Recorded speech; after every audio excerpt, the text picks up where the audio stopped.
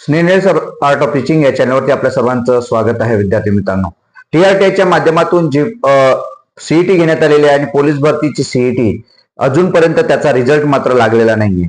आपण सर्व विद्यार्थी त्याची वाट बघत आहेत.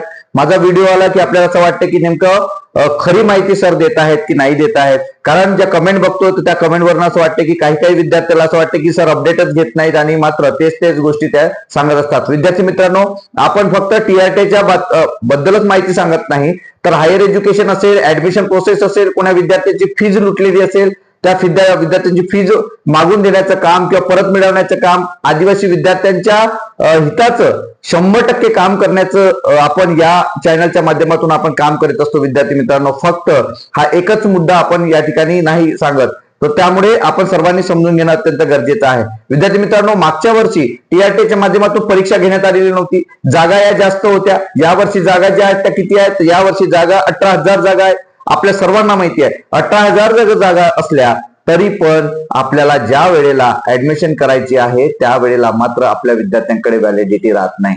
वेटिंगवर असणारे विद्यार्थी सुद्धा या ठिकाणी सिलेक्ट होणार आहे.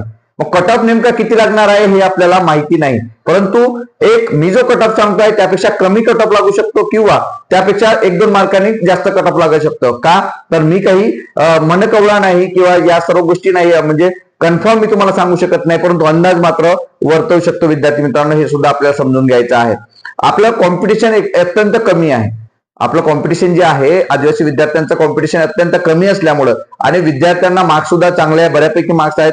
मग त्यामध्ये मुलांचा जर कट ऑफ आपण बघतो म्हटला, मुलांचा कट ऑफ यासाठी सांगतोय की गेल्या वर्षी जो कट ऑफ आहे आपण त्याचं प्रिडिक्शन घेऊ शकत नाही, कारण गेल्या वर्षी कट ऑफ म्हणजे परीक्षाच घेण्यात आलेली नव्हती. कारण पहिल्यांदा ही जे पोलीस प्रशिक्षणाच्या जे सुरुवात झालेली होती, एक बॅच यातून निघून गेलेली आहे 6 महिन्याची.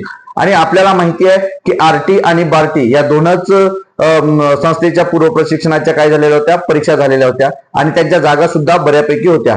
परंतु यावर्षी आपल्या ज्या जागा आहेत त्या कमी करून 18,000 जागा करण्यात आलेल्या आहे. मग 18,000 साठी आज यावर्षी परीक्षा घेण्यात आलेली आहे. तर ही जी कट ऑफ आहे, हा कट ऑफ किती येऊ शकते?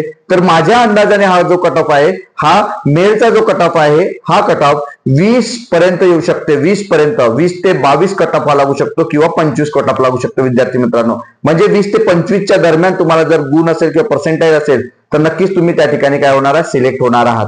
नंतर जे फिमेल आहेत, आपल्या भगिनी आहेत, त्यांचा कट ऑफ जो आहे तो 10 ते 15 म्हणजे 16-17 ही कट ऑफ येऊ शकते. 10 ते 15 या दरम्यान हा कट ऑफ येऊ शकते, वाढू शकतो आणि कमी होऊ शकतो.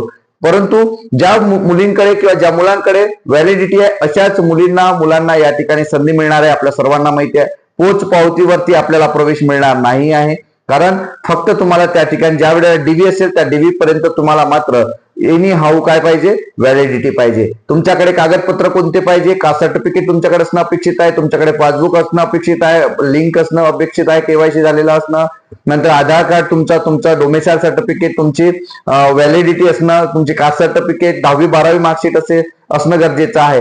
अशा पद्धतीने ही सर्व कागदपत्र तुमच्याकडे, तुमची 3 वर्षाची इन्कम सर्टिफिकेट, हे सर्व 5 ते 7 डॉक्युमेंट्स तुमच्याकडे असणं अपेक्षित आहे. तरच तुम्हाला संस्था ही काय देत आहे, प्रवेश देत आहे. आणि जो डीव्ही आपण आतापर्यंत पाहिलेला आहे की डॉक्युमेंट व्हेरिफिकेशन कुठं, सर्व संस्थांचे डॉक्युमेंट व्हेरिफिकेशन आपले जे टीआरटीच्या माध्यमातून झालेले होते की 9 जे काही पूर्व प्रशिक्षण दिलं जातं, ह्या सर्व 9 पूर्व प्रशिक्षणाच्या सर्व ज्या विद्यार्थ्यांचं प्रशिक्षण म्हणजे डीव्ही आहे, तो डीव्ही कुठं घेण्यात आला, तो पुण्याला घेण्यात आला. 7-7, 8-8 त्या ठिकाणी पॅनल ठेवण्यात आले आणि त्या माध्यमातून सर्व विद्यार्थ्यांचा डीव्ही या ठिकाणी करण्यात आलेला आहे. 4 तारखेला हा शेवटचा डीव्ही असणार आहे आणि रिझल्ट विद्यार्थी मित्रांनो 5 ते 7 तारखेला हा रिझल्ट लागणार आहे. कारण आता टीआरटीकडे कोणतेही कामं नाहीत. टीआरटी फालतूचे कारण आता सांगू शकणार नाही, कारण आतापर्यंत त्यांनी सांगितलं की सर्व कामाचा व्याप आहे आणि नक्कीच विद्यार्थी मित्रांनो कामाचा व्याप होता.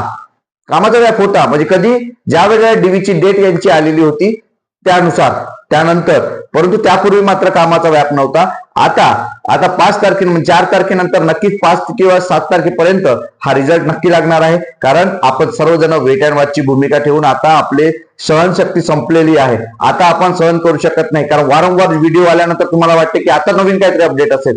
विद्यार्थी मित्रांनो, जसं अपडेट आपल्याला पुण्यावरनं मिळतंय, जसं आपलं कोणी विद्यार्थी कोणी मित्र त्या ठिकाणी जातंय, तसंच अपडेट मी देण्याचं काम आपल्या सर्वांना करतो आहे. विद्यार्थी मित्रांनो, आपल्याला ही माहिती कट ऑफ संदर्भातील माहिती आपल्याला आवडली असेल तर नक्कीच माझ्या या चॅनलला सबस्क्राईब करा.